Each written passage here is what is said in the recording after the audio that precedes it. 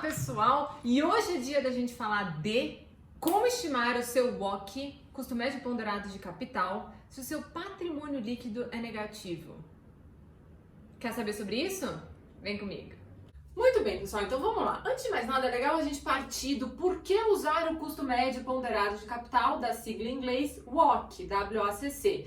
Então, se a gente não entende bem por que você calcular isso, é difícil você entender os problemas de um patrimônio líquido negativo. Então, um parênteses pequeno, só para a gente lembrar por que a gente faz uso disso.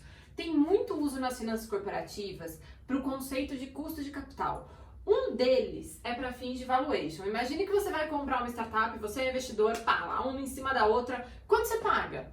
Você tem que definir um preço. E uma forma de você fazer isso é você olhar para esse negócio e pensar assim, eu tenho um direito a fluxos de caixa futuro, depois que eu comprar esse negócio. Por quê? Porque a operação gera riqueza, tá certo? Gera o quê? Gera caixa, porque o caixa é rei, a gente não esquece dessa. Pois é, então gera fluxos de caixa futuro, esperado talvez, quem sabe. Nada é certo, tá certo? Então é uma expectativa de que você vai ter uma geração de fluxo de caixa no futuro, pode ser inclusive no super longo prazo, e você tem que definir de alguma forma quanto você está disposto a pagar hoje por esse direito aqui no futuro. Então você tem que pegar esse futuro e trazer a valor presente. Como? Você precisa estabelecer uma relação entre dinheiro e tempo. Entra aí o conceito de custo de capital. É um tanto ao ano, por exemplo, que se espera de remuneração para o capital, dado o tamanho do risco que se corre nele. Sei lá, dado que o risco é alto, eu quero ganhar 20% ao ano. Então, eu vou pegar esses direitos esperados de caixa do futuro, vou trazer a valor presente, descontando valor no tempo para descobrir o valor presente. Na hora que você faz isso, o que você está descobrindo de fato?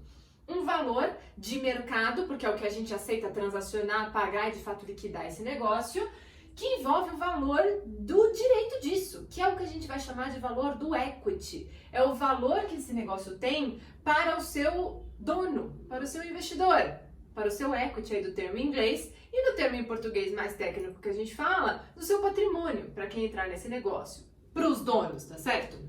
Então você geralmente faz uso desse custo médio ponderado de capital, isso aqui é a sigla em inglês, para fazer essa conta de valuation. Então vamos entender, aqui a nossa incógnita é exatamente o equity. Bruna, por que você está falando isso? Bom, aí você tem todo o desafio de fazer um valuation usando isso daqui, que envolve, pausa para um café, olha a minha xícara maravilhosa, que envolve você estimar as premissas, né, por trás disso. Cafezinho? Muito bem. Então, uma das premissas que você vai estimar é o fluxo de caixa projetado, demanda, tamanho de mercado, custo, né? Por aí vai.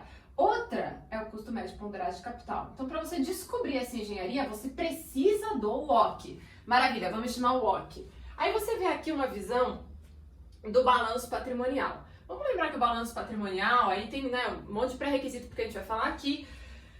Poxa, você tem de um lado os ativos, que são os investimentos, para onde vai o dinheiro quando você bota nessa empresa. Vai para o caixa, estoque, investimentos, a gente vê isso aqui nos ativos.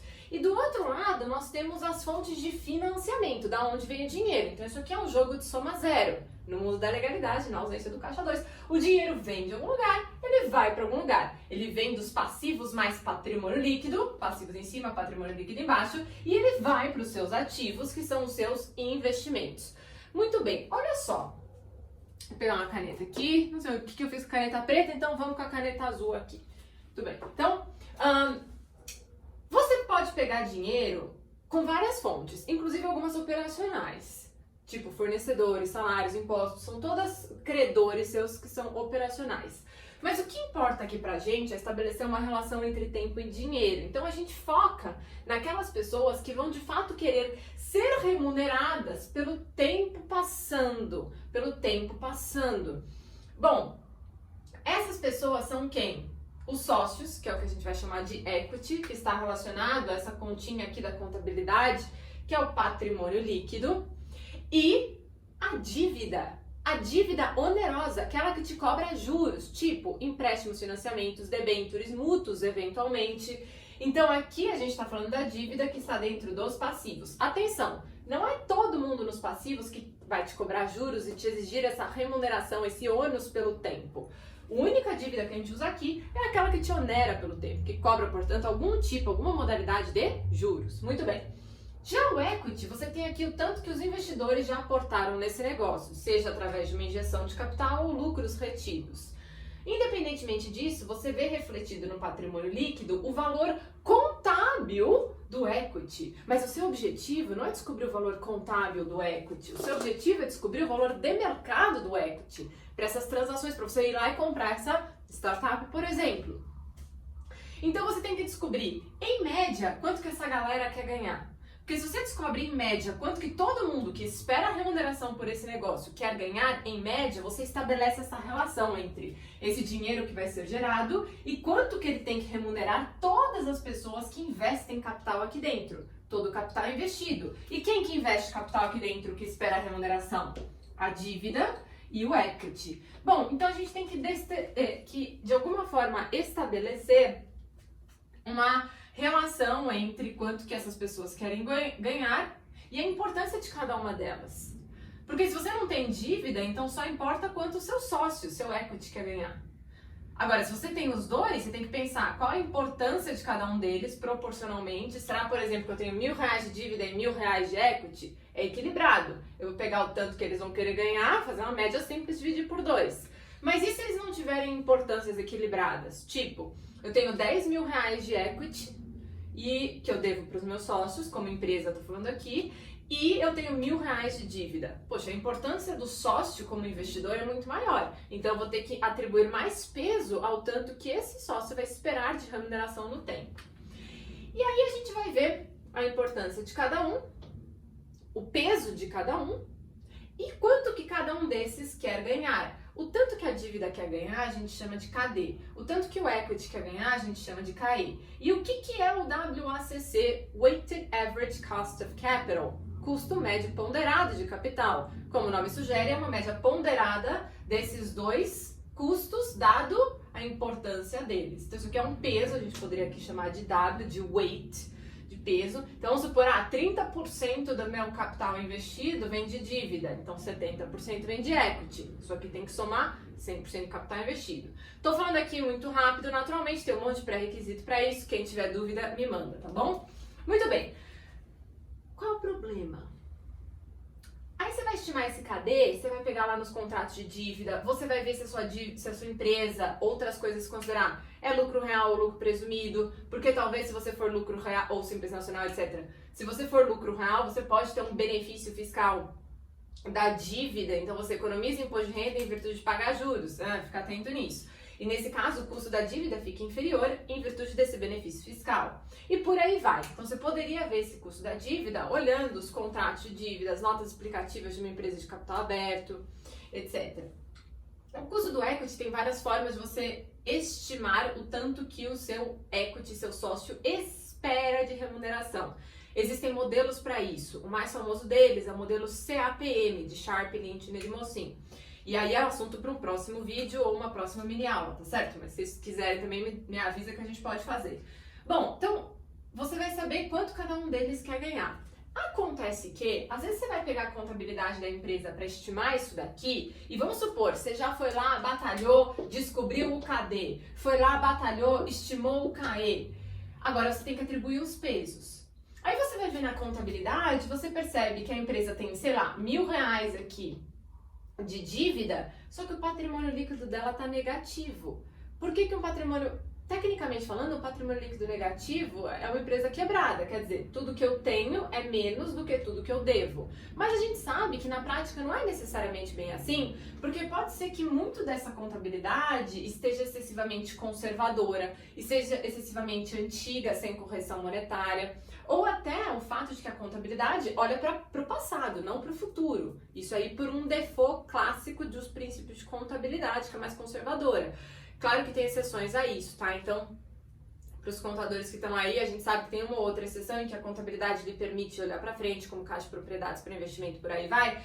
Mas, como via de regra, a contabilidade está olhando para o passado. Então você pode ver um patrimônio líquido negativo numa startup, por exemplo, porque os sócios foram lá, fizeram um aporte de capital, mas a empresa vem tendo prejuízo ainda. E se a empresa vem tendo prejuízo, esse prejuízo consome o valor contábil do patrimônio dos acionistas. E esse prejuízo acumulado vai diminuindo o PL, como se assim, consumindo o valor que os sócios colocaram nesse negócio, até o ponto que o PL fica negativo. Isso pode acontecer e não necessariamente significa que a empresa vai quebrar, se no futuro ela de fato conseguir se reorganizar e chegar nesses tais resultados que ela esperava. E rentabilizar o dinheiro para todo mundo. Muito bem. Agora, o patrimônio líquido negativo, ele não faz sentido. Então você não vai conseguir usar isso para calcular o seu WACC. E qual que é o problema aí? Como que você resolve isso? Bom, aí entra o pulo do gato. Essa lógica do WACC, a gente pega os dados da contabilidade porque a gente não tem o que deveria ser pego de verdade. Bruna, o que deveria ser pego de verdade?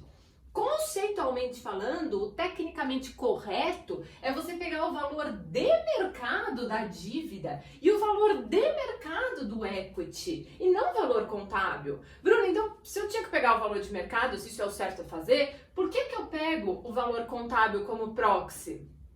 Meu amigo, porque é um problema de referência circular. Você quer descobrir exatamente o valor de mercado do PL. Se você quer descobrir o valor de mercado do PL, como que você vai usar o valor de mercado do PL como uma variável para estimar o WACC? Você nota o problema? O que você quer descobrir é exatamente o valor de mercado do PL. Então você vai ter que usar alguma outra coisa para estimar o custo médio de capital que não seja o valor de mercado do PL, porque se você não sabe, isso é a sua incógnita. O valor de mercado do PL é o quê? É isso. Quanto você quer pagar para comprar essa empresa a valor de mercado que o outro lado vai aceitar vender, senão não dá jogo. Então, como isso é a nossa incógnita, a gente vai precisar de uma outra proxy para usar aqui para estimar o valor do equity e calcular o WACC. Na ausência do valor de mercado do PL, a gente usa o valor contábil do PL. Mas isso não é nem tecnicamente perfeitamente correto, tá certo? Então é o que a gente faz para fins de valuation, porque é o que a gente tem. E se o seu PL é negativo? Não vai dar para usar isso, porque conceitualmente perdeu o sentido. Cafézinho. Coisa mais fofa, essa xícara aqui é do Yosemite, lá na Califórnia, coisa linda. Muito bem. Então, a gente tem algumas alternativas aí. Eu posso te sugerir algumas, mas eu acho que na ausência de um PL representativo, você vai precisar olhar a empresa e ver que informações você tem e fazer uma medida que seja razoável, porque a palavra de ordem em valuation é a razoabilidade do que você está falando. Bom, alguns exemplos. Vamos lembrar, isso aqui é o valor do equity dos investidores nesse negócio. É o tanto que os investidores, por exemplo, já colocaram nessa empresa, pode ser uma medida para medir isso, quanto que os acionistas foram lá e já colocaram. Lembrando que a gente fala aqui de PL, mas existem outros instrumentos de dívida que podem se qualificar como investimento dos sócios nesse negócio. Por exemplo, mútuos conversíveis em ações, às vezes até mútuos simples, se na verdade para fins gerenciais, para fins de gestão, isso tem uma cara, um comportamento de investidor. É claro que, de acionista eu quero dizer, é claro que isso está associado a quê? A essa expectativa de que esse valor se converta de fato em direitos de ação em algum momento do tempo.